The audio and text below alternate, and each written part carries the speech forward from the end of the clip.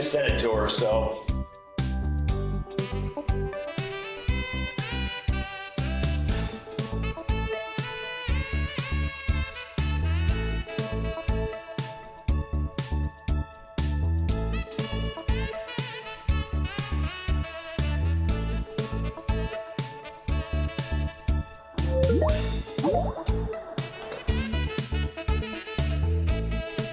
Oh, okay.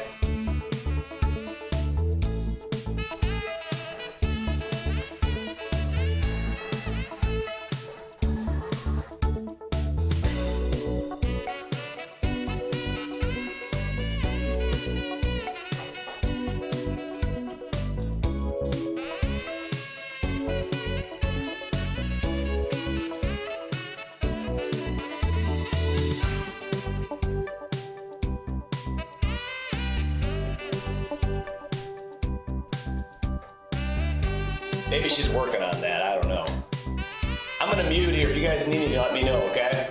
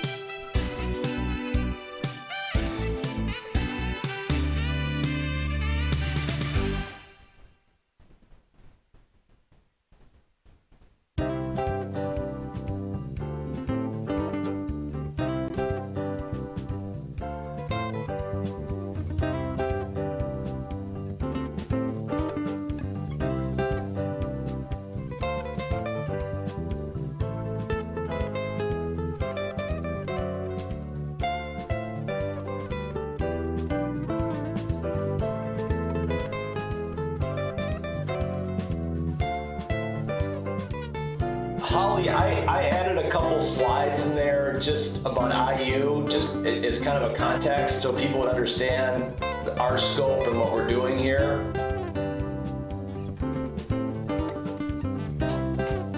Yeah, if you would, that'd be great. I mean, that was the only change. The only other thing I had, I think on page number, the first slide, we've got Indiana University at Bloomington, and it's just really Indiana University. That's no problem. And then we just added 2 slides into the deck.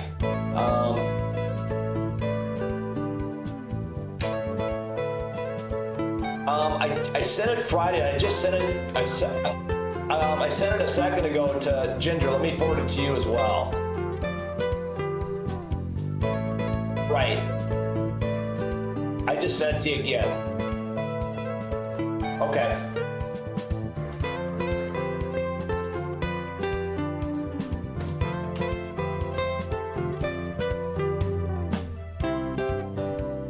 No, hey, listen, Holly, I believe me, I know that it's a full-time.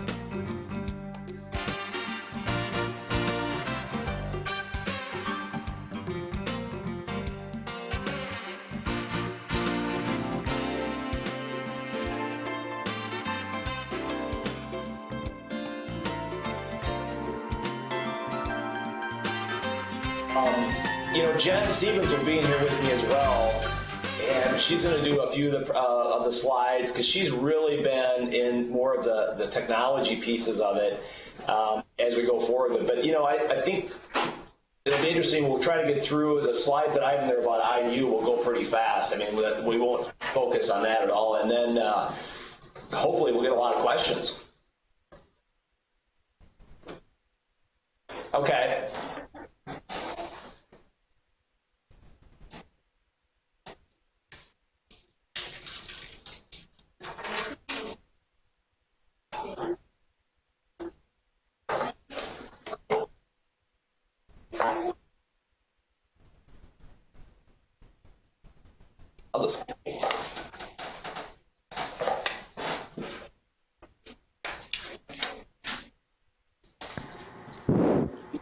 Ginger, can you give me a test?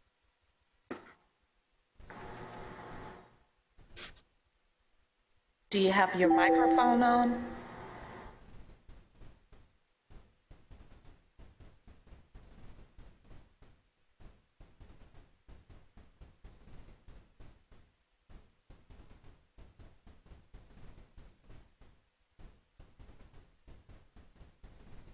What'd you say? Oh, it's Ginger. It's beautiful here. Absolutely beautiful. So nice early summer, no humidity, great weekend. It's just really nice. How about down there?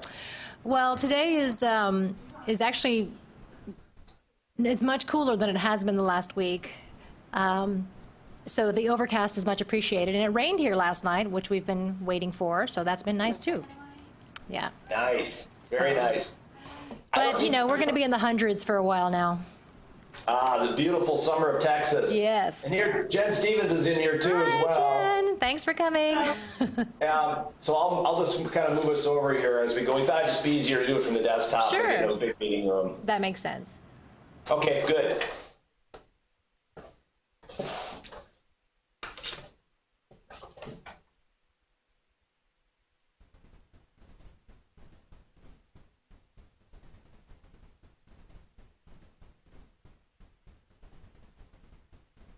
Or do you want to run up and get yours?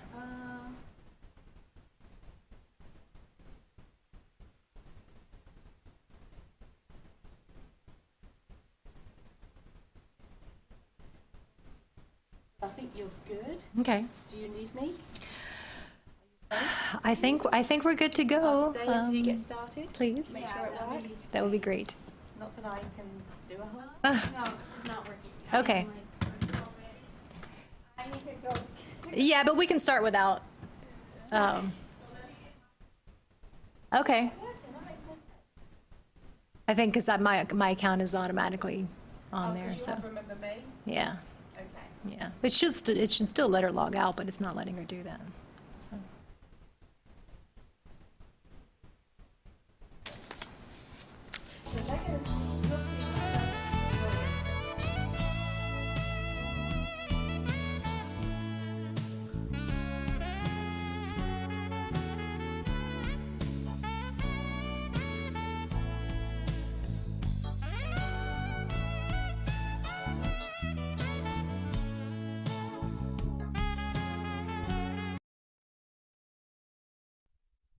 So.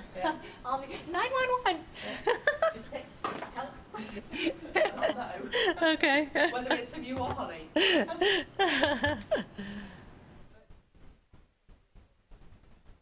Okay. Terrific. Ooh.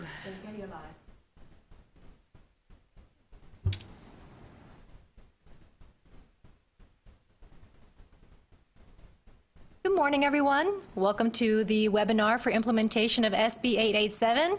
We will get started in just a few moments. Thank you.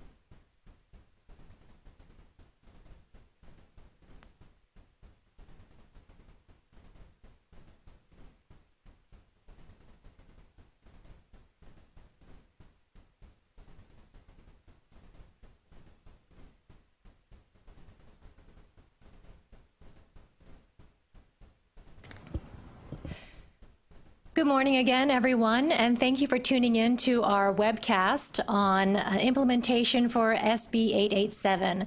We invited some of our colleagues from Indiana University to help us understand how they implemented their student debt letter, and they're going to share some information with us today. We really hope that you find it useful. As you know, SB 887 passed in the 85th regular legislative session, which was last session, and we modeled much of what we prepared for the legislature on the Indiana law, which we'll talk about briefly in a few moments. But the student debt letter is very much tied to 60 by 30 text, as you know, our strategic plan for higher education, and very much tied to the student debt goal, which is the fourth goal of our higher education strategic plan. So with that, we're going to go ahead and begin. So again, the reason why we've invited colleagues from Indiana University is because they were the first institution to really think about informing students about their indebtedness. And the major components of what they were sharing is how much did students borrow when they attended college, and what should they expect when they were paying off their loans? What should they expect to pay? And again, our legislation was very much modeled after the legislation in Indiana. And the legislation in Indiana was really modeled after the work that was being done at Indiana University. So today we're very pleased to have Dr. Jim Kennedy from IU, as well as his colleague Jenny Stevens, and I'll be handing things over to them now. Great. Well, thank you, Ginger. I really appreciate the time today, and I appreciate all the work at the Texas Higher Education Coordinating Board, and it's great to hear from all our good colleagues down in Texas. We get down to Texas quite a bit. We've got some good connections, both myself and Jen Stevens, who's here with me. You can't see her on the camera right now, but I'll move that over when she does her part of the presentation. So it's great to be here. We always like talking about the debt letter. There's lots of things that have happened with that over the years, and we're happy to share that today. But I thought we'd start off a little bit, just to, kind of a context, talking a little bit about Indiana University, the institutions we have. So you can see on the screen there, when we were founded, we're a very large organization. We have 8 campuses. We've got about 100,000 students. We've got 77,000 students on financial aid, lots of employees, and we basically are throughout the state. So we have our Bloomington campus, our flagship institution here in Bloomington. We have an urban campus up at Indianapolis, which is IUPUI, or Indiana University, Purdue University, Indianapolis. And then you can see the rest of our regional campuses. In addition to that, we have 2 satellite campuses, one at Columbus and then one at the Fort Wayne location that we're moving into coming up here soon. So we're a very large organization. We are on PeopleSoft version 9.2. We use shared services for many of our organization, our back office processes. We're organized in a fashion where we try to do many things centralized through shared services, but we also have the campuses involved. It's a partnership to work on various pieces of the business processes. And our campuses range in tuition from, the regionals are about $7,200 a year, to our flagship or urban campus, which is about $10,500 per year. So just a little background about Indiana University and our size. If we can go to the next slide, please. And this is just a snapshot, kind of more of our overall financial aid portfolio and a few other interesting statistics you can take a look at. We put together an annual report every year, and these are some of the things that metrics we really try to focus on, especially with our institutional gift aid. We've been really working hard at that. Our average debt, we'd like to see that number go down a little bit more, but we've also had some great reduction in student loan debt. And we'll talk a little bit more when we started this, but that's something we've really spent a lot of time on here at Indiana University, is really looking at student loan debt and what we can do to make sure that we don't have students leaving with excessive debt. So anyway, with that, you can see some of the statistics there. Let me move us on to our next topic, our next slide, which would be some of the topics. And these are things that Ginger was kind enough to send some of these in advance, and some of the things that we've talked about with other institutions. common questions that we'll go through so you can see some of the things there, the interest rates, how we put together the letter with the combining of loans, the data sources, data systems, and we'll talk a little bit about IU, but hopefully it'll be easy for you to take this information and translate it into what you can do at your institution. All right, the next topic, or next slide, please. So these are some of the key things we're going to talk through.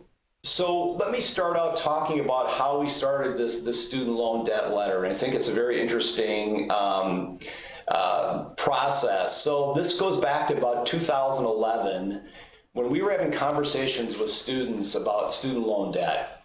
And of course, we all know we have the entrance loan counseling process, we have the exit loan counseling process, but we were shocked when we had these open sessions with students to find out that students really had no idea how much loan debt they had when they were going through the process or when they were graduating. So we would ask students, how much do you have out? What's your total debt? And I would say there were very, very few students that could actually tell us the exact amount of student loan debt they had, and many were way off, especially on the low end. We would ask them how much, and they'd say, well, I think it's about maybe 19 or 20,000, and it'd be 27, or it just all across the board. And we were sitting in these sessions saying, geez, we really have to do something about this. I mean, these students have not planned at all. They don't know what their debt amounts, their overall debt amount, what their payment's going to be. And there's various things, I think, from a planning perspective that students really, really need to know.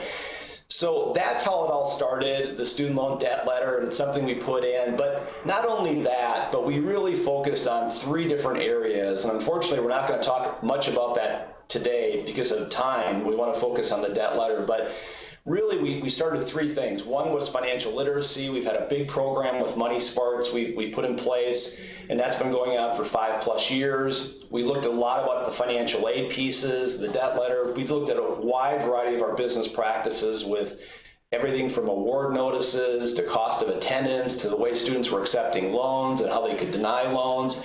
Everything within financial aid we took a detailed dive into. And the third piece was student success, getting students to graduate in 4 years, to take 15 credits per semester. So there was a 3-tier approach to this, but the debt letter really played a big part of that as we were moving forward. So with that, we started putting out the debt letter, and we decided, okay, we're going to go with this thing. We're going to work on the campuses. We put a template together, and really the objective was just to get better information to students and to reduce excessive borrowing, to make sure they would understand at all points how much debt they had, what their payment was going to be, as well as really understand some of the pieces with repayment, with loan cancellation or loan forgiveness, the resources that are out there. So we spent a lot of time really talking through that and how we could put that information together in the letter. Of course, we call it the letter and we deliver it in a wide variety of different means, but that was kind of how it all started. So with that, that's kind of an overview. And of course, we've been doing this now for the last 5+ years, actually more than that even. And we've had some really good success with it. And we're going to talk about some of the things, lessons learned later on after we talk through some of the mechanics of it. So I'm going to turn it over to Jen Stevens, our University Director of Financial Aid here at IU, who had a big piece of putting all this together to talk about specifically some of the pieces of the loan letter. So I'll turn it over to Jen. Good morning. I think my initial advice to anyone who is headed down this road is to try to put aside your need for perfection. And I realize that just by design is not how financial aid people are built.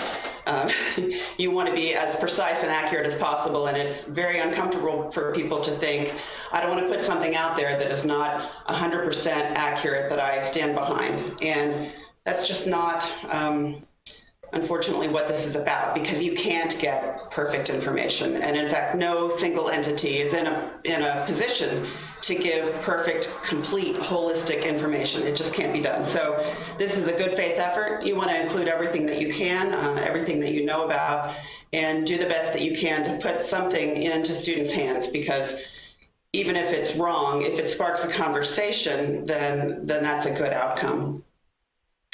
I think your best basis for what you do for estimating direct loans is whatever you do in packaging in your system to ensure that you don't award students in excess of their aggregates. And that's where we started with that process.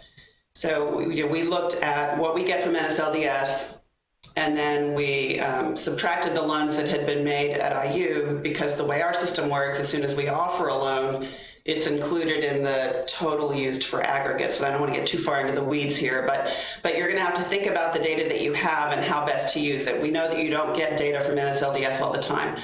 We have seen models where schools are actually going out to all of the servicers and downloading files on a weekly basis to get the most up-to-date numbers, and I think that's overkill. I think that's way too much to keep up with. We've found that our data is quite accurate, and where it's not completely accurate, one of the disclaimers on the letter template addresses why. So sometimes a student will come in and say, I think this is more than I actually owe.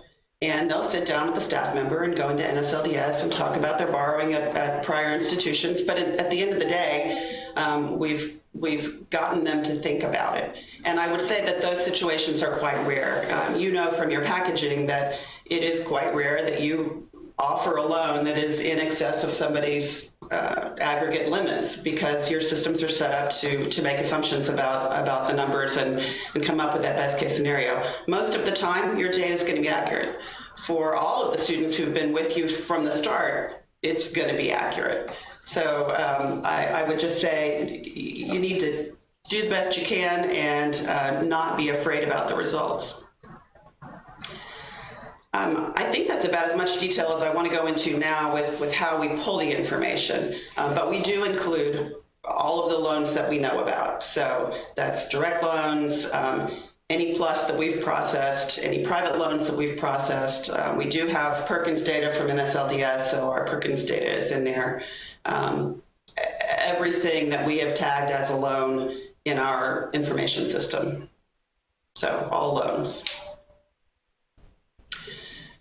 We extract the information from a data warehouse. This is all of you PeopleSoft people out there who are thinking, oh great, we can leverage their code. Unfortunately, we have a data warehouse where we take the data from PeopleSoft and we put it into tables that we've built, and so we can share the logic via a kind of an information sheet that we've put together. But the actual code is something that we didn't write in PeopleSoft, so that really is unfortunate. I apologize for that all the time for the PeopleSoft schools out there. They are estimates, and again, I think this comes back to the disclaimers. So when you're thinking about how you're going to get the information, think about how you might want to word your disclaimers. Interestingly, and kind of shockingly to me, since I kind of came up with the logic and the disclaimers, we've made very few changes to the wording of the, here's why it might not be accurate. So we haven't had students come in and say, oh, well, my number is different because of this thing. We can always circle back to one of those explanations as to why our data is not perfect, and we know it's not perfect. So that's all been fine. I think one of the things that people are also very anxious about is the interest rates, and you've just got to come up with something that makes sense.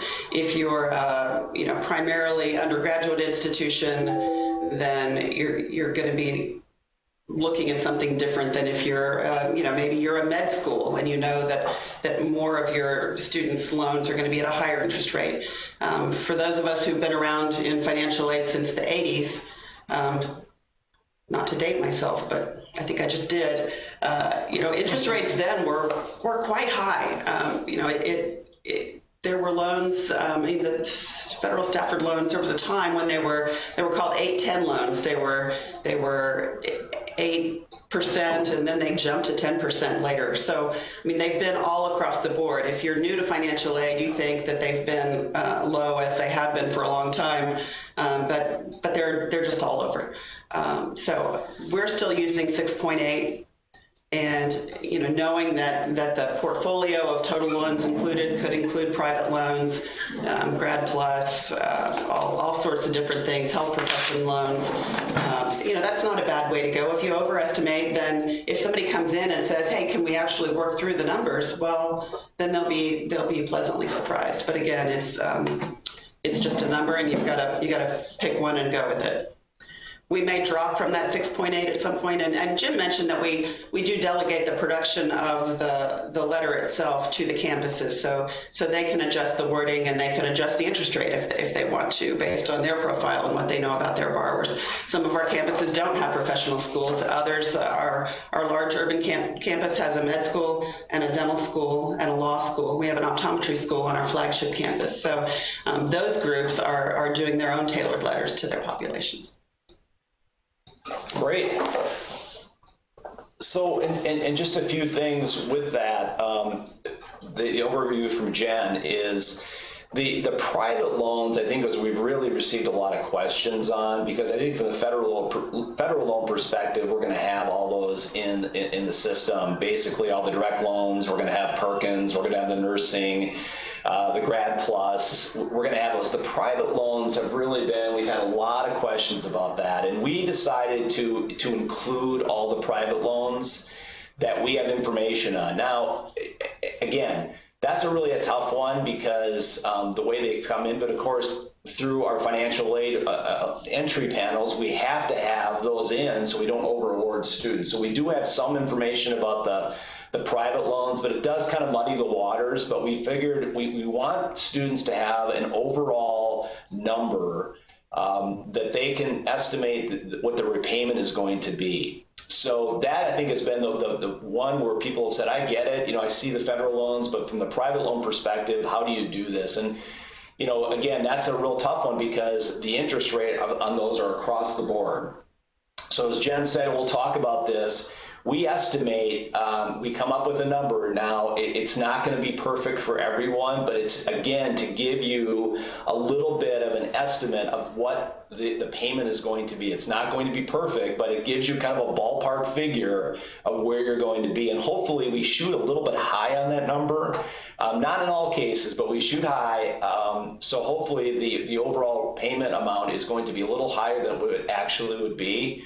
But of course, if all of our colleagues know out there, if somebody goes out and gets a private loan and their credit isn't good and it's at 12% interest or whatever it's going to be, that's going to throw the model a little bit off. So anyway, that's one piece that we felt very strongly about. But anything that we have, like Jen said, any information on, we do include in the letter. All right. I'm going to talk a little bit about a couple other things here. The timing of the letter. And that's an interesting one because we have tried many things. We've experimented. So you're coming on the end, and hopefully you'll be able to learn some of the things. And I guess it really depends on your institution. I mean, I think it's all across the board. We've tried doing these in the spring. We've tried them in the fall. We've tried them in the summer. You name it. Some have tried to do it twice a year. We have our law school that does it twice a year. They do a fall and a spring. They think that's a better way to go. Most have decided to do it in the spring after we disperse the spring semester. They feel that's the best way to get the questions and they can plan for the upcoming year. So again, it's across the board. Some like to do it in the fall after the fall disbursement.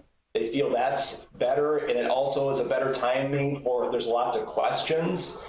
The fall used to be, and again, I'll date myself, the fall used to be a time where you had a little bit of a breathing room in financial aid. Unfortunately, there doesn't seem to be a time anymore. There is that breathing room, but if you could get those questions in the fall, that can help, again, plan for spring. Some have tried sending it out late spring in the summer, so it would incorporate all the loans for the spring, anything they had out, and they could plan for the upcoming year. So again, the timing of the letter is really across the board. I'd say most of our institutions here are doing it late spring, not late, probably March timeframe. A few years ago, we did make a few changes to have a tailored letter for transfer students. And for the transfer students, the campuses were doing something in the fall after they had arrived, so they could at least, see what we knew about that. We also incorporated the Pell LEU percentage in there, hoping that that would spur conversation with the student's academic advisor to say, well, you're this much in on your limits for federal financial aid. How much more time do you project toward completing your degree?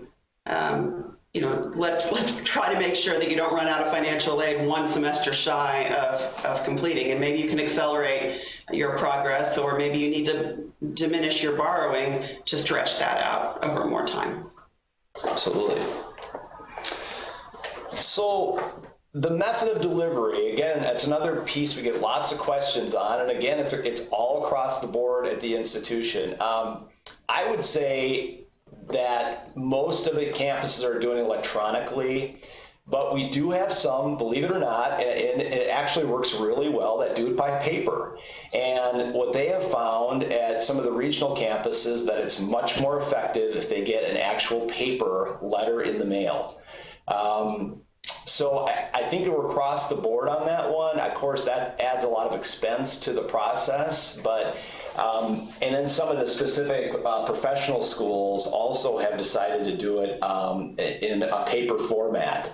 So yeah, I know your legislation specifies electronic, but some of you may be thinking, well, maybe we should do it with paper too. So some of our regional campuses that have a large percentage of traditional age students who are living with their parents have decided that there's a lot of value in having something in the mailbox from the school that the parents are either going to open or ask about to spark some additional conversations there. Absolutely, and I think the other piece that we struggle with, and I'm sure my colleagues in Texas do as well, is email for many students has become so overwhelming. It's almost like we'd like to be able to get into a different format, maybe some kind of texting piece or something else, but we haven't approached that yet. But the paper thing, when people get that letter and they work through it, they'll come into the office with that paper with notes on it, and they've done some calculations on their own. And so anyway, both processes have worked, depending. Obviously, I think even for our Bloomington campus, they have done some of this with paper as well, even being the flagship institution. So it really varies. I know you have electronic pieces like Jen mentioned, but either one of those can work. So some challenges, I guess, and lessons learned. I think the biggest challenge is when you first send this out, because that is the one you have to really be prepared for. When you send it out, of course, with us, we have 100,000 students. I know there's many institutions in Texas. There's a lot of students as well, but we were really concerned about what volume we were going to have, if we were going to have just, the financial aid offices and the financial literacy staff, just tons of people coming in. That was really not the case. We did have the objective of it is to have people ask questions, and we did have a lot of that.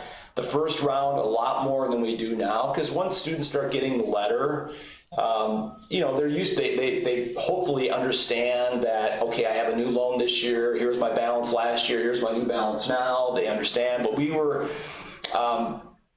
concerned about that, what was going to happen initially with the letter. But so we did, get additional staffing. We talked about it. People were very concerned. Are we going to have lines down the street of people with their letter coming in and asking about it? That really did not happen.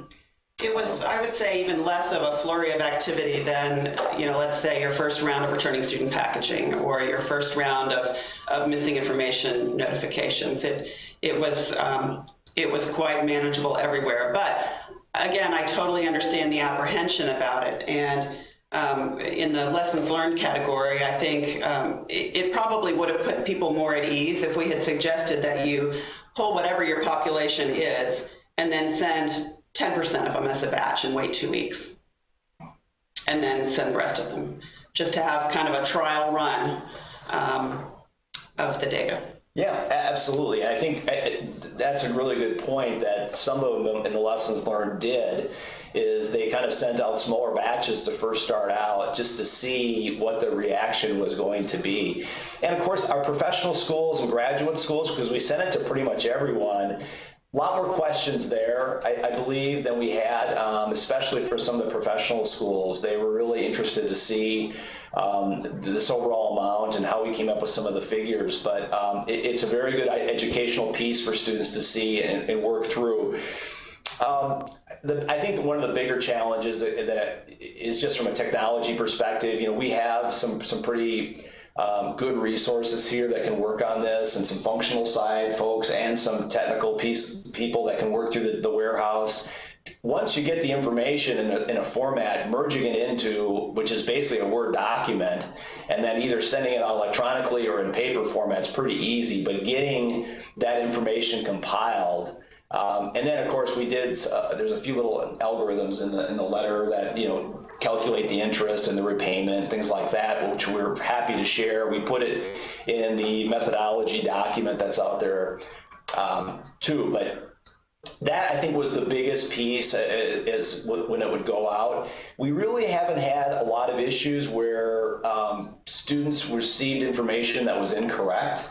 I think there's a lot of questions. People would say, hey, maybe this seems too high, but in many cases, the actual information in the letter was to help the student, and it was correct. So they were shocked, and then they have to go back, and we, would work with the student and counsel them on basically what that means and what the next steps are.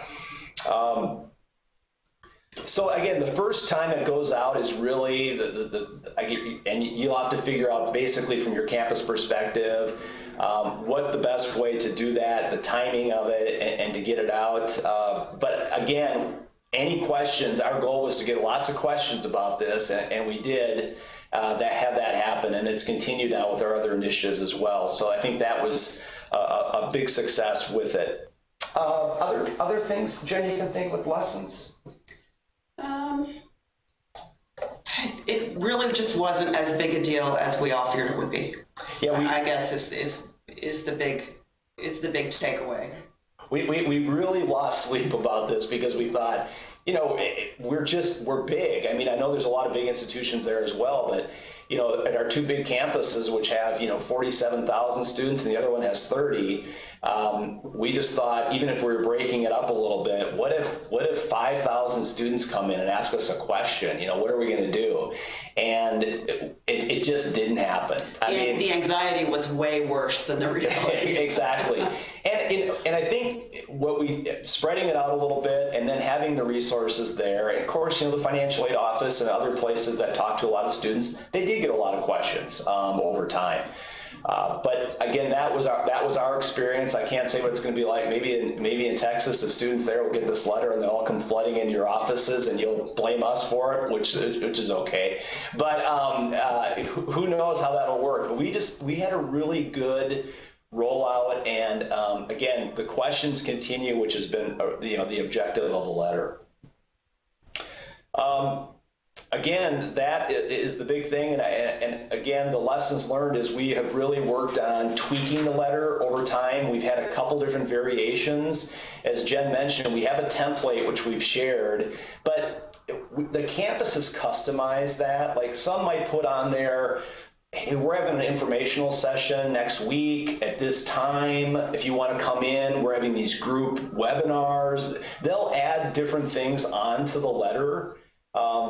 What they think is important. So we give them the template. We encourage them to keep most of it, but they do customize that for things they want to say on it. And I think that's really, really worked well. We do encourage them with the Indiana law that there is things that we need to have on there.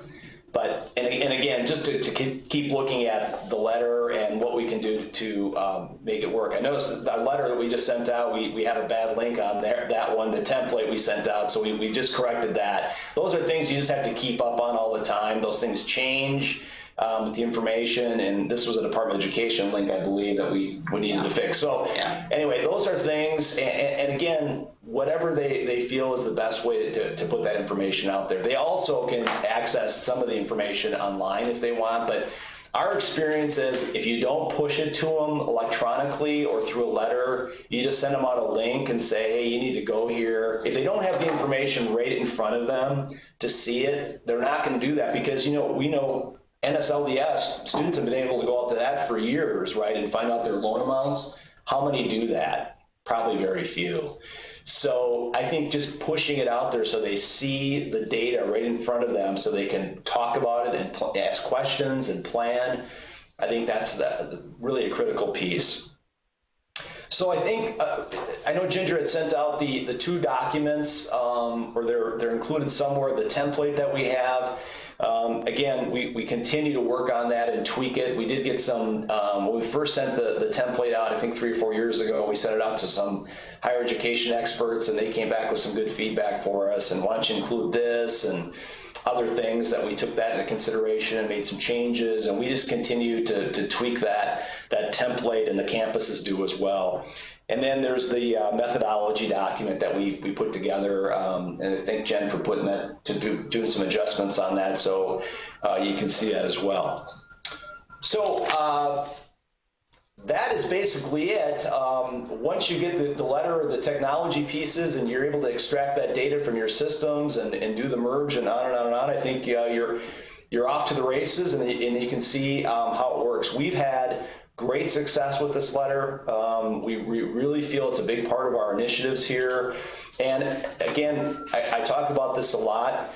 I think what we try to do is to say every student that comes here, you're going to know how many loans you have out, the amounts, your repayment, you're going to have an estimate about that. There should never be a surprise at the end. And what we do with this also is the students that come in with excessive debt, and some are transfer students or some that are working through that have too much debt, we try to get those students over to talk to the counselors or the financial literacy office to really plan out. The last thing we want to see is students having too much debt attending the university. And we put various pieces in place to try to address that issue. The second thing is we've experimented over the years with a couple other things with the debt letter. Like a couple years ago, we started sending it out to transfer students. Right when they came in the door, we'd send them one of these letters with the information we had, said, hey, welcome to IU. It's great to have you here, but guess what? You're coming in here and you already have 90% of your federal loan eligibility is already been used before you arrived. So you're going to need to make some careful planning decisions to avoid having a big problem with loans. So we've tried that. You name it. We have tried and experimented with different populations and timing, and again, we continue to do that as we move forward. So do we want to, Ginger, move on to questions? Yes, thank you so much, Jim and Jen. This has been really informative. I know that you and I have spoken independently about your experience with your letter, but I think it's really helpful for everyone in the field to hear directly from you, because I think that could very, very well play a role in easing some worries about how this letter will be rolled out. Now, I do want to say we created an event page for this webinar. You may have noticed that the coordinating board has gotten a facelift on its website. So it was a much nicer interface now on our website. However, there are a few glitches, one of which being we haven't been able to upload any documents. So as a workaround, our colleagues in our Student Financial Aid Programs office just sent out the IU template and the methodology piece to you directly through GovDelivery. So please check your email and your inboxes or maybe your spam boxes to make sure that you've received those letters so you can reference them. We are going to be posting materials to this website as soon as we are able to. But again, for now, please check your email because it is there waiting for you. Also, notice on the bottom, we are taking questions. My colleague, Holly Koshevich, is taking your questions through email. We actually haven't received any yet, so we're hoping that you will email her your questions for Jim and Jen at IU, and we'll get to those in a moment. But as you look at the template from Indiana University, just wanted to point out that our bills are very similar, but they're not exactly the same. So as Jen mentioned, our legislation does require require that the letter be sent electronically. What that means is open to your campus for interpretation. I know many of you are planning on using a PDF document to attach to students, for students in an email. But again, whatever is going to work for your population, we're happy to consider that at the coordinating board in terms of it being delivered electronically.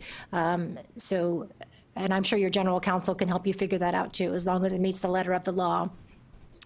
And also, the Texas law does not require that you provide the percentage of the borrowing limit to each student. So we certainly encourage you to include that piece because you have the information, but it is not required by the Texas law. So Holly's email, so you can email her questions, that is Holly, HOLLY .Koshevich, KOS as in Sam, IEWIC as in cat, Z as in zebra, at THECB.state.tx.us. Or you can see it again here in a larger font, which may be helpful. So I think for now, while we're waiting on questions, I would like to hear a little bit more, Jim and Jen, if you can speak to. I know you've gotten a lot of response from students because they're coming in to talk about their loan debt.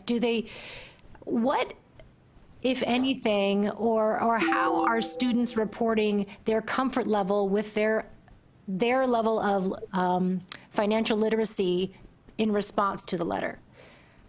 And so one of the reasons I raised this question is, as I mentioned, this legislation is very closely tied to our student debt goal, but we also have a marketable skills goal, which is designed to help students identify the skills they are acquiring while they're in college. And I feel like the letter is a piece, the student debt letter is a piece that can help students improve their financial literacy and possibly even identify it as a marketable skill when they complete their credential.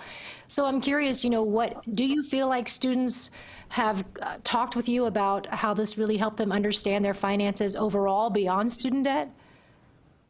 Yeah, what has happened a lot is with our financial literacy perspective or initiatives, is when students come in, they use it as an opportunity to talk, not only about student loans, but a wide variety of different pieces, right? And the one thing that we really want to have is to keep the student loan debt down to a couple different metrics. One we look at is the payment cannot exceed 10% of the monthly gross income. We have a couple other measurements we take a look at. So when students come in and talk about this, especially around the financial literacy perspective, we take a look and see, we would love to see our students graduate with about $25,000 of student loan debt. That's kind of one of our goals. We've looked at that and saying, okay, obviously less is better. If they graduate a lot less, that's wonderful, but we like to keep it around that aggregate amount, 25,000. And we're a little bit above that now. We'd like to get that down because I believe we're about 27 plus at this point. But we look at that and see from a gross perspective what their payment's going to be, the gross monthly payment, and then they will also take a look at, okay, what program are you in? What are the earnings? We do some of the work with pay scale. We kind of look at the kind of an estimate of the overall payment. And with the goal being, we really don't want people to get into an excessive debt situation where we can see right away that it's going to cause problems for the students. So here's a great example. We still have some students that come in with their parents and they decide, okay, we're out of state and we're going to finance some of this with loans, a big chunk of it, right? And okay, that can be okay to some degree, but if it gets to the point where their payment's going to be $700 or $800 a month for their undergraduate degree, that's a really, really bad idea. So we try to catch that up front if we can and really talk about it. We've done some things on the financial aid side to try to catch some of those situations. Like, for instance, we have students that come in from out of state that are Pell eligible, right? And that's great. We no problem at all. It's great, but how are you going to finance the rest of an out-of-state tuition, which is $36,000 a year at our flagship campus? And again, some have external sources and they're working through, they have scholarships, which is great, but We would really hate to see somebody come in and say, listen, I'm going to take out a private loan every year for $40,000 to help assist with my tuition and living expenses. So there's, every family situation is different. But I think when they sit down and really talk through it, the goal is to keep some of the overall debt down, and to keep it manageable if they're going to be financing their education through loans, which we have a huge population that's doing that. Also, for continuing students, I think just the idea of personal budgeting for the years ahead of them, between the first time they see a letter and graduation, is a conversation that students may never have had with their parents or with a financial literacy peer counselor. But if a student's thinking, well, how am I going to keep my debt down next year? Well, that's a matter of budgeting. Okay, so once your direct expenses are covered, can you work a little more and borrow a little less? Can you live with 5 other people instead of 1? Can you eat more ramen noodles instead of eating out? Can you acquire a taste for coffee made at home instead of Starbucks? And if you're not pushed into thinking about some of those things, you're probably just not aware of what you're spending on eating out or any of those personal decisions. So that's where I think the financial literacy initiatives at the campuses have been a good partnership to try to steer people to talk to these people about how you can keep your monthly expenses down, because that's going to be how you keep your next loan down. And those are great points. I think the other thing too is, when they come in and they talk about it and they say, okay, well, I'm a freshman and I have $5,500 and here's my projected debt. Because they'll look at that and say, okay, well, under these circumstances, you're going to be graduating with, I'm just going to make this up, $25,000 of debt, right? That payment is going to equate to $270 a month, right? So let's take a look. When you get out of the university and you start making this salary and you have things such as, okay, obviously you're going to have to pay that student loan payment, right?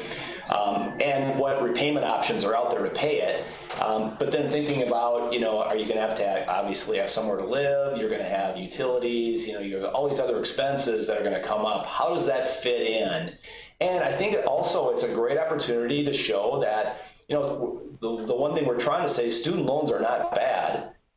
They're a great way to finance your college education. We've been giving, through the federal programs and others, it's a great way to do that. But keeping it manageable, and that investment is going to pay off for you down the line. It's a very, very good investment. So, but keeping it so you understand, and it's talking to our financial literacy colleagues, it's really interesting because students will say, well, geez, $250 for my student loan payment, geez, but I don't mind paying $400 a month for a car, you know what I mean? That's going to last 5 years. And it's just really interesting. Of course, these are students that are just getting out and they've got needs, and I get it. But that investment is going to be so important to them, and just making sure that it's an amount that they can repay.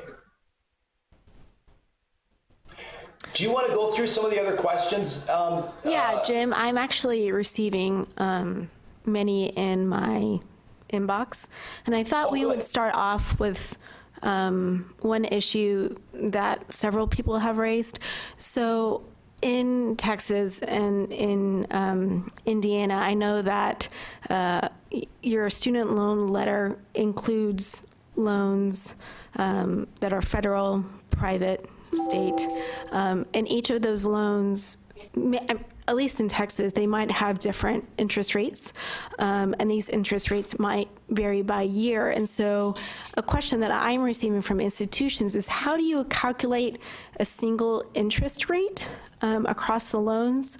And in particular, for the loans that you don't know the interest rate for, what interest rate do you assign to those loans? I think there's a lot of confusion about how do you come up with a single interest rate so that those calculations can be made, with ease.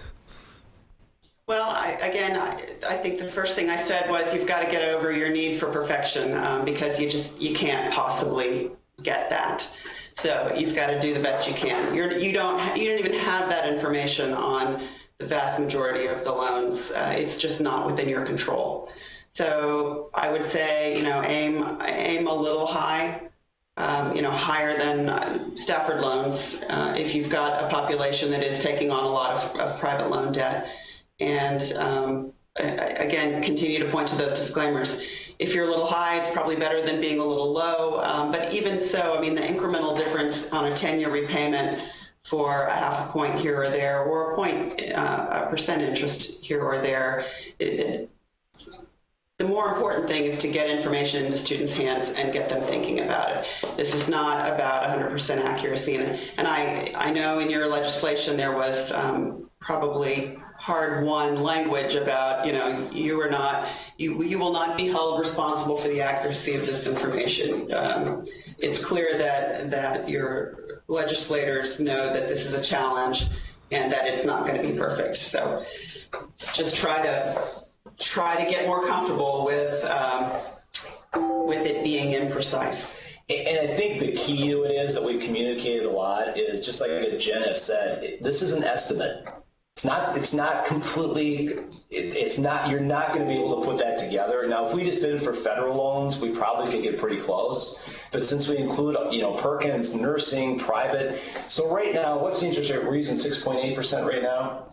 I was 6.8% for a really long time.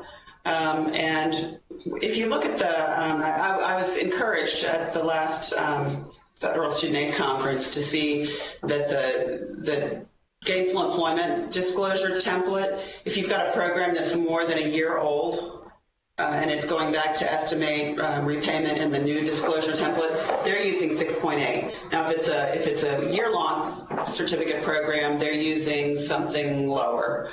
But for the borrowers that go back a couple of years, it's pretty reasonable. And again, that disclosure template, they don't know. It's an estimate. They're making a guess, and that's the Department of Education. So maybe that will make you feel a little more comfortable with the idea that an estimate is better than nothing. I think it's a great point in your population. I mean, if you have students we have some of our regional campuses that have very minimal amount of private loans, or if you're sending it out to graduate students and you have a lot of students on Grad Plus, I mean, I think you have to really take a look at what that's going to, we've tried to make it really as an estimate. We've used one rate, basically. We've tried to put it together, and again, the 6.8 we put out there, which again, it's not perfect, but it's to give somebody an estimate. I remember I was at a conference a couple of years ago and somebody got up and said, well, hey, you're giving people incorrect information. And it's like, no, this is an estimate. It's an estimate of the amount so you can plan for it. It's just maybe the answer is yes, we are, but we're doing the best we can, and it's a whole lot better than nothing. Now, if I were a community college, I would not use 6.8. Right. And the timing of your letter, too, when you come in for counseling or you come in, you might have another loan that came in after the fact, So, I mean, again, it's an estimate at that time frame of what that's going to, we don't know what's going to happen with private loans or even with federal loans. Federal loans went up this year. It's an estimate. And I think you have to remember that for students when they come in. This is an estimate. We're estimating these numbers here, the disclaimers. It's just basically to give you a ballpark where you're at. And I think that's been the big part of this.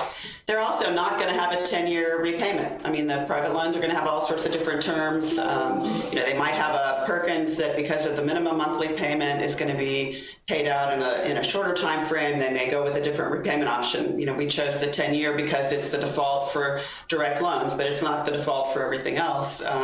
It's just a way to try to make sense of these numbers and give students a ballpark idea of what their monthly obligation will be.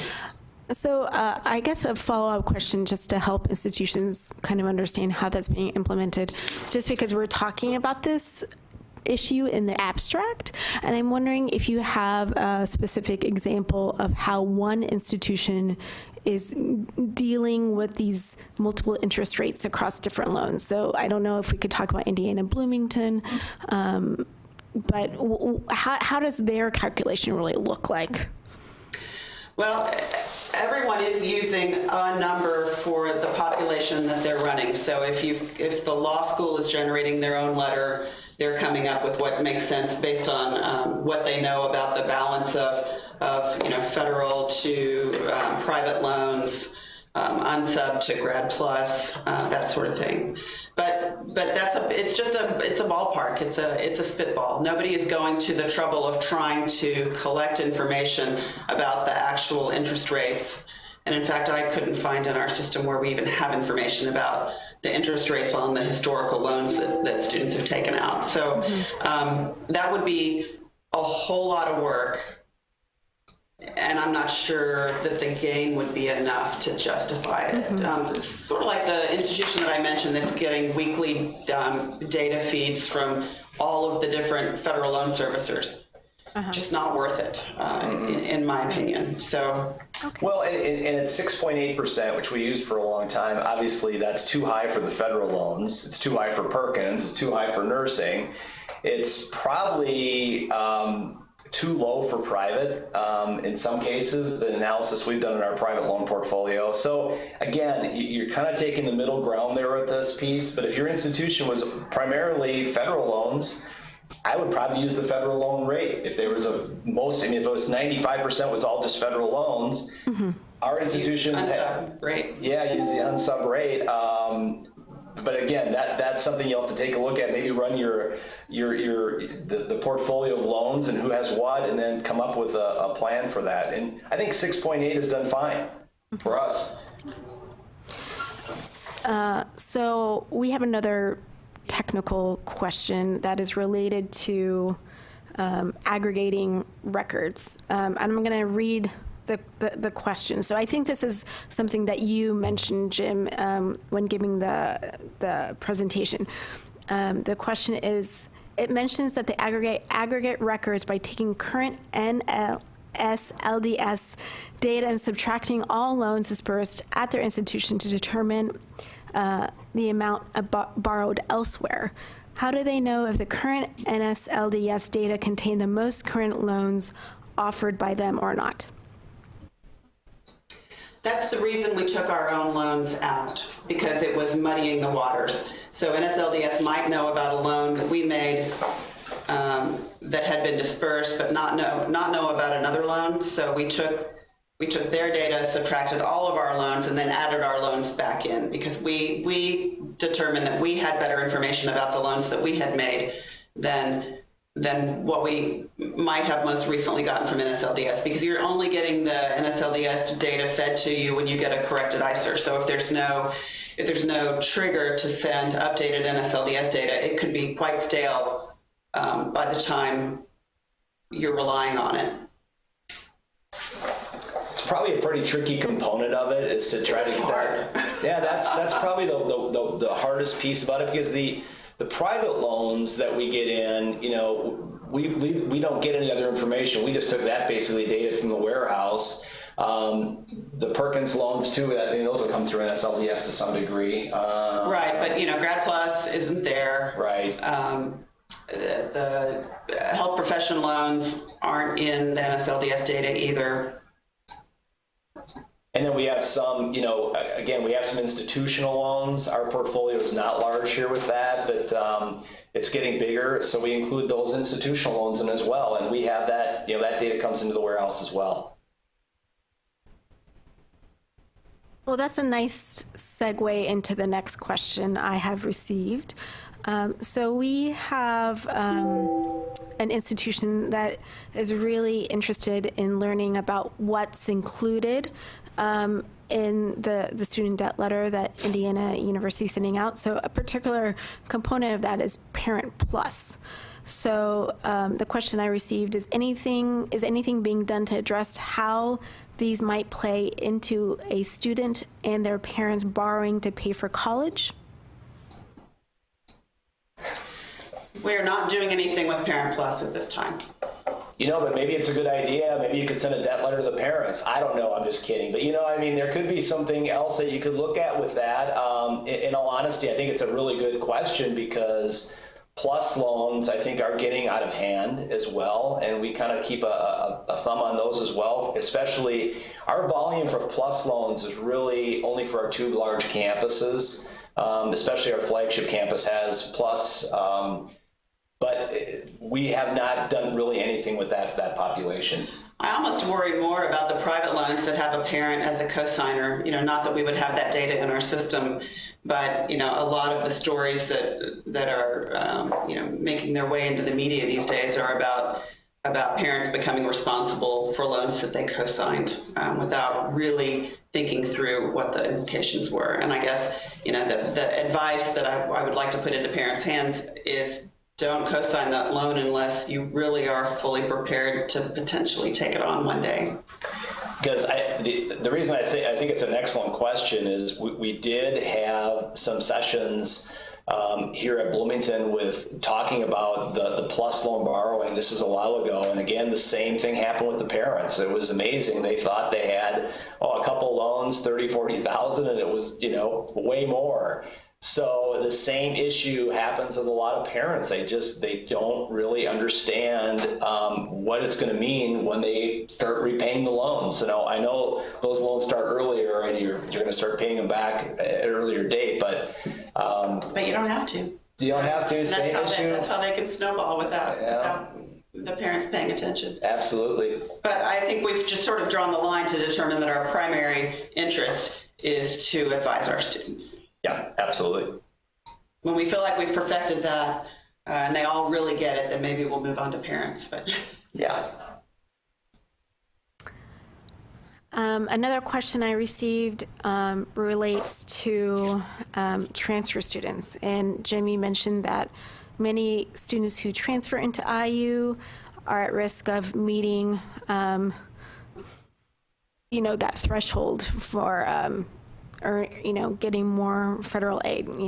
They're reaching that cap. And so a question I received is, can Jim and Jen talk more about the decision to send a special version of the letter to transfer students? Were they trying to address the special need?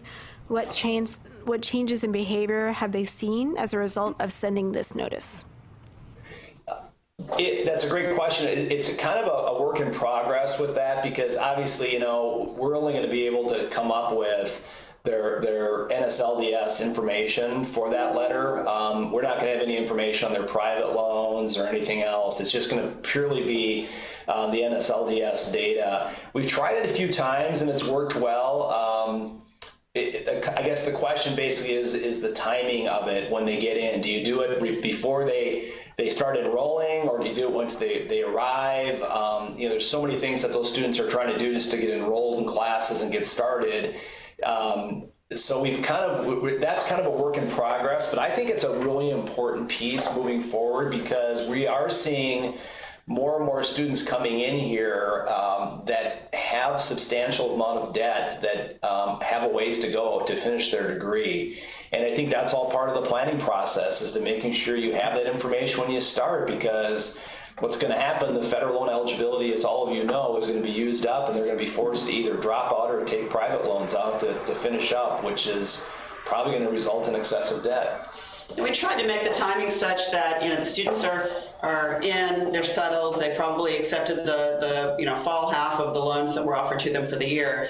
But before they register for spring classes, if we can urge them to talk to academic advising and come up with a very specific roadmap to exactly what classes they need to take to finish their degree objective, and where their transfer credit fits in, and couple that with how much money do I have left, and come up with a plan.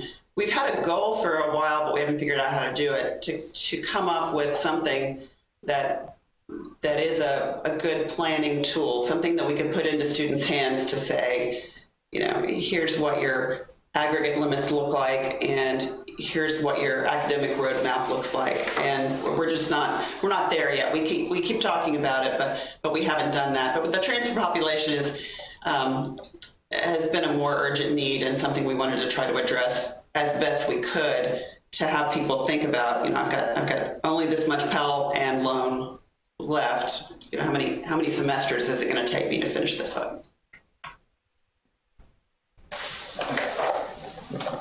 another question I've received relates to not so much the student debt letter, but how you disperse loans. So the question is, do you offer maximum loans upfront at the time of awarding, including plus to cover the cost of attendance?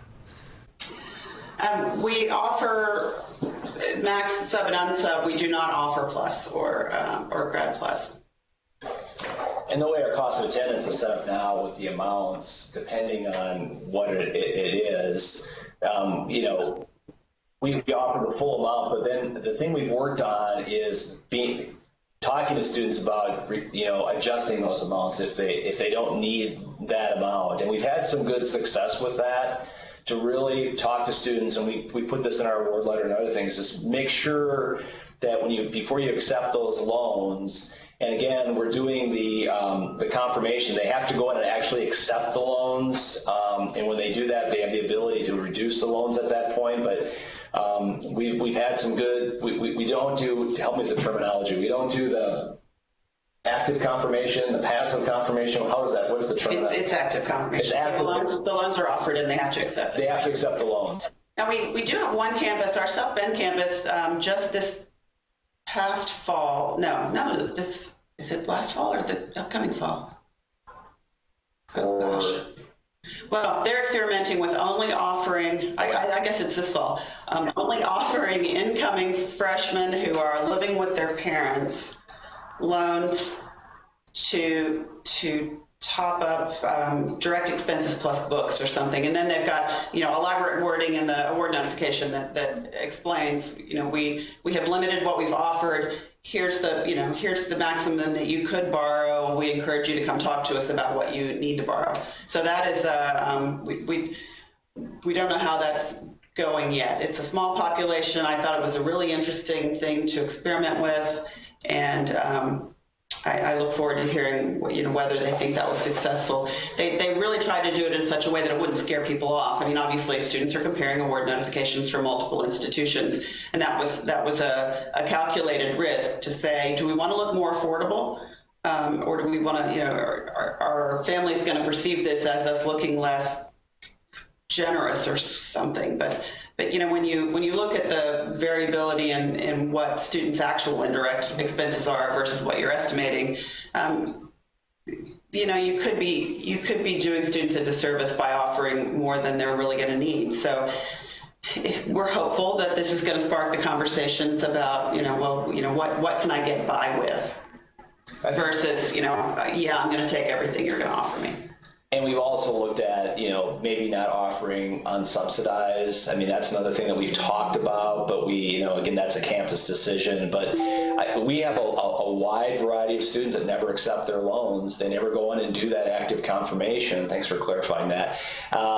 And we can't, you know, at some point we take them off and cancel those loans. So I think that process worked well for us. Oops. I have received one question, one final question, and you know, we have 30 minutes left. So if you have any questions now, please feel free to send them to me. There was a general just question about, let me see, I've received. So I guess, Jim, this is perhaps a question for you. In your presentation, you were talking about the level of debt that students on average have taken out at Indiana University. And I know, you know, estimated cost of attendance varies by institution within the system. But can you talk more about what that variation looks like? What is the average household income for the students who attend IU? I think this institution is really trying to get a better understanding of, you know, the population that is being affected, you know, by this letter. In Texas, as you know, we have a very diverse student population with different income levels and amount of debt. So I think this person's trying to get a better handle of the extent to which students that who attend your institutions kind of look like students who attend our institutions? Well, again, so with our 8 campuses, we have the flagship campus, the urban campus, and then the other regional campuses their primary mission is to serve a specific area in the state. And some of those cities that they represent, have some struggles. Our campus in Gary, Indiana, and our campus in probably Richmond, Indiana, are 2 areas that have had a lot of manufacturing jobs leave. So they're areas that the campus really has a critical role. And we have more low-income students that attend those institutions. So one of our challenges has been our tuition at those regional campuses is fairly low. We think it's low at about $7,200 a year. That's a banded tuition rate, so you can take 30 plus credits a year, 15 or more per semester for that $7,200. But the problem is when you add in the other costs, the room and the board and the books, even though we've done some really good work with reducing the cost of books, and we really spend a lot of time, and I give Jen a lot of credit for this, on the cost of attendance, the living expenses. We've really worked out a methodology there because, as you know, if it's too high, it creates excessive debt. If it's too low, it hurts students. So we've worked a lot on that, but we feel the tuition is kind of our big push, but we add those other costs in.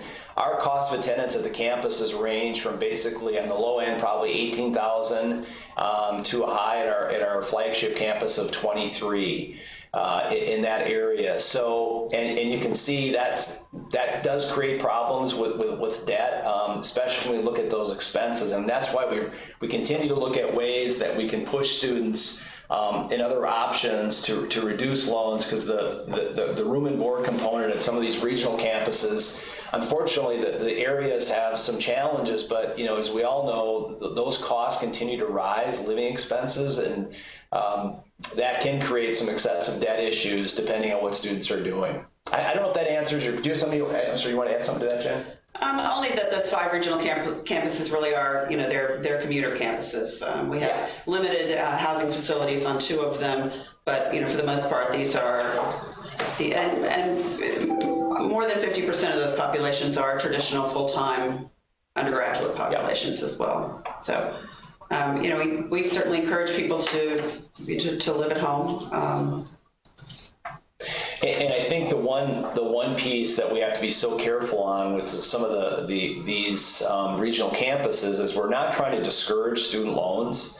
I think that's a key piece that we keep talking about. It's a great investment, but we have certain populations of students that they see these things, and all of a sudden it's like, wow, I really don't want to take any more debt out.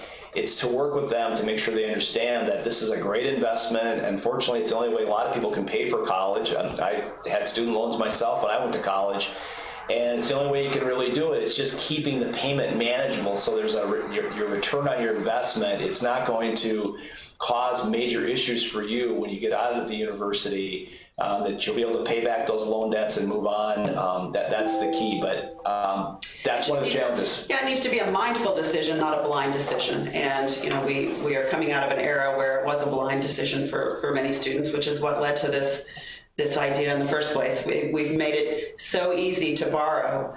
So I was talking to somebody the other day about how simple the FAFSA is now, that with the skip logic and everything, so you fill out this form and you can turn around and borrow $12,500. Woohoo! You sign a master promissory note. It's good for 10 years. You do entrance counseling once, and that's it. Just click of a button, and the money shows up in your checking account.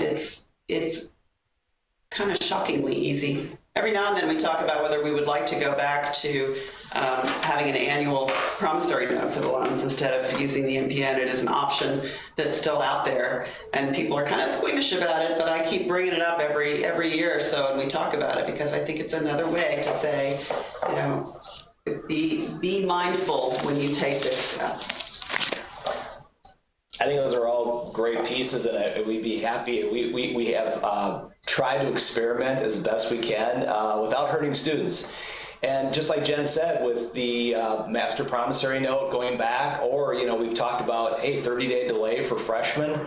Not entirely against that, because that's the population that takes out student loans. They're not successful. The ones that come here for a short amount of time, what can we do we don't want them to have the debt. There's a lot of things that we've tried. Some have worked really, really well.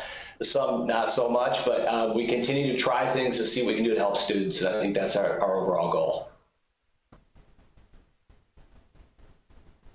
Before I ask the next question, I have received specific questions related to how Texas institutions ought to implement SB 887, and Ginger and I will respond individually to those questions. I'm not going to pose them in this forum, just because we want to take advantage of IU's knowledge and understanding how to implement the letter. There is a question related to experimentation. I know, Jim, you've been talking about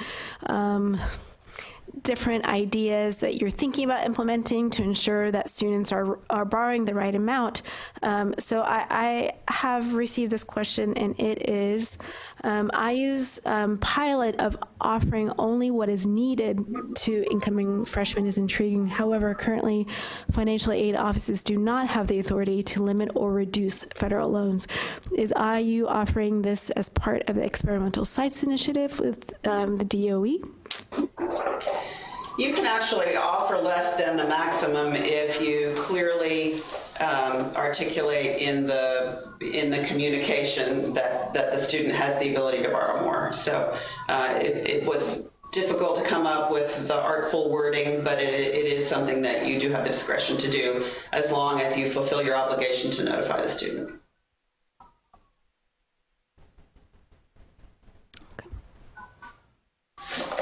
All right, and I haven't received any other questions, but I have a question. So, you say that students who are receiving this letter are coming into financial aid offices with questions, and I'm wondering if the students that are responding, are they a unique group of people? Do you feel like certain groups aren't really digesting that information? I'm curious because I think, there's students who come with different levels of resources and knowledge about college. And so I'm wondering if certain student populations are really processing that information to borrow the right amount of loans.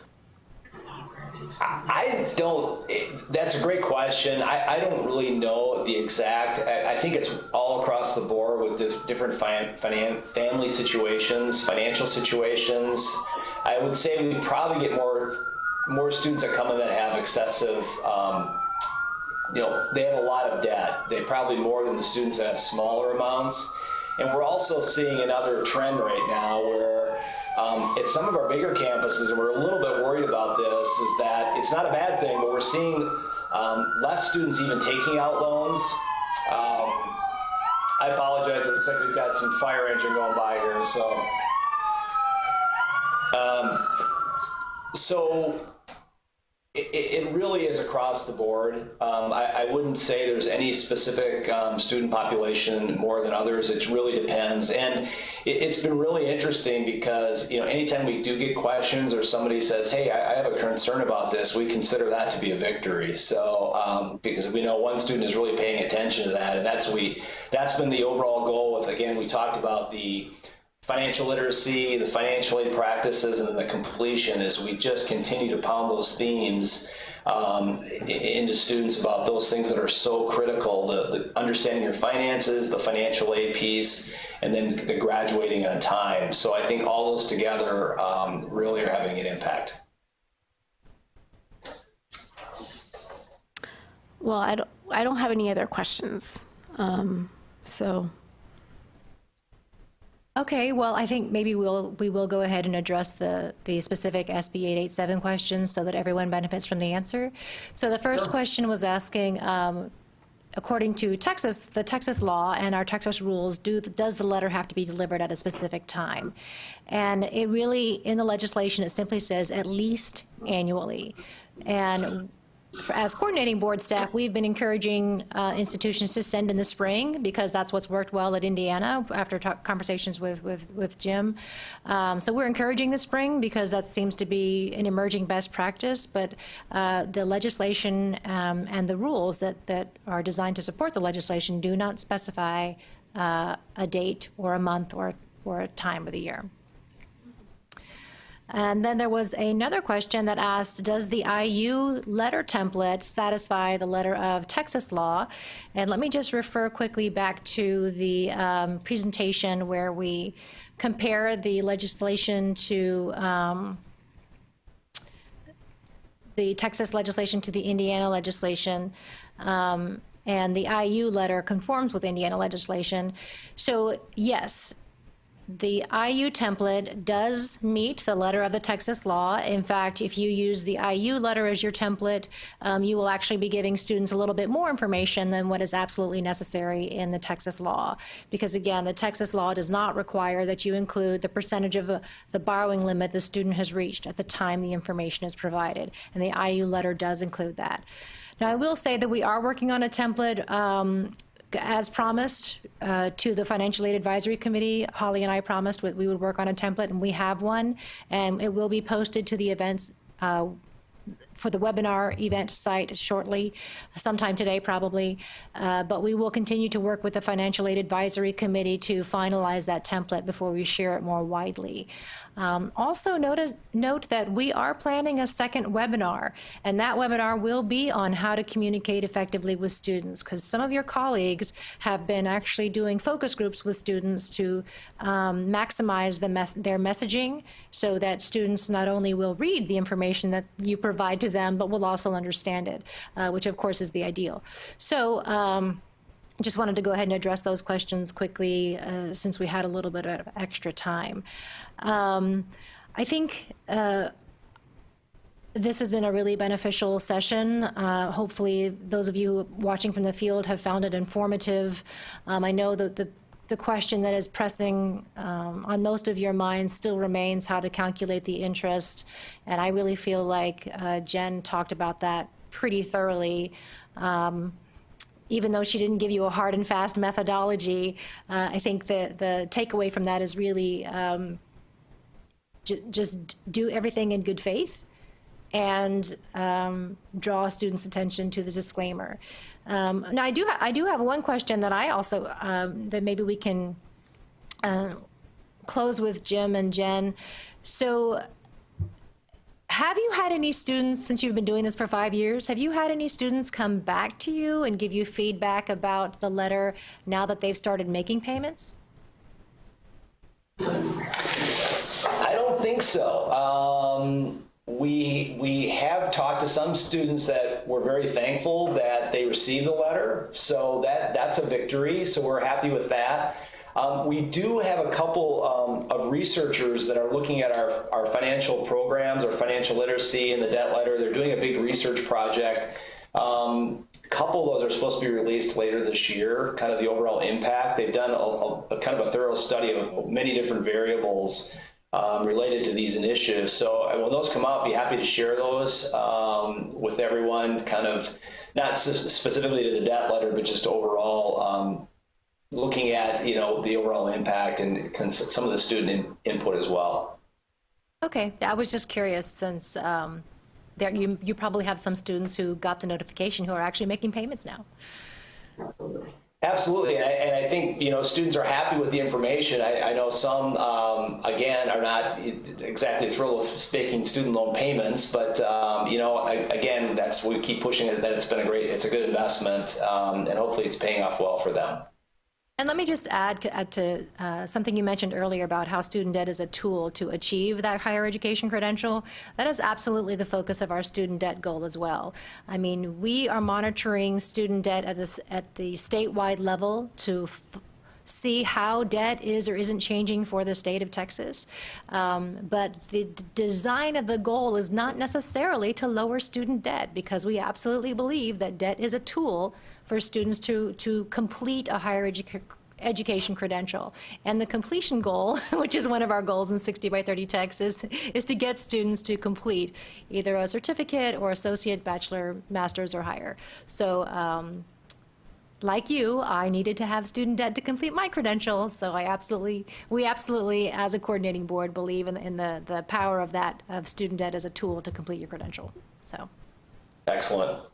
Well, I think that that concludes our presentation. Holly has not received any additional questions. I really want to thank you, Jim and Jen, for your time today. For us, it was invaluable, and thank you for sharing your materials and your time and your expertise. I am sure we'll be in touch again as we move forward, as we get more questions from the field, because I suspect we'll get some questions after the fact. But again, I can't thank you enough for your time. And I hope that things are beautiful in Indiana and that you guys will have a great week. And thanks to all of you in the field who have been tuning in this morning. We really appreciate your time as well. And feel free to send us any follow-up questions that you may have. Everybody have a great Monday, and welcome to June in Texas. Excellent. Thank you very much. It was a pleasure, and anything else we can do, please let us know. Okay, thank you so much. Thank you. Okay, bye-bye. Bye.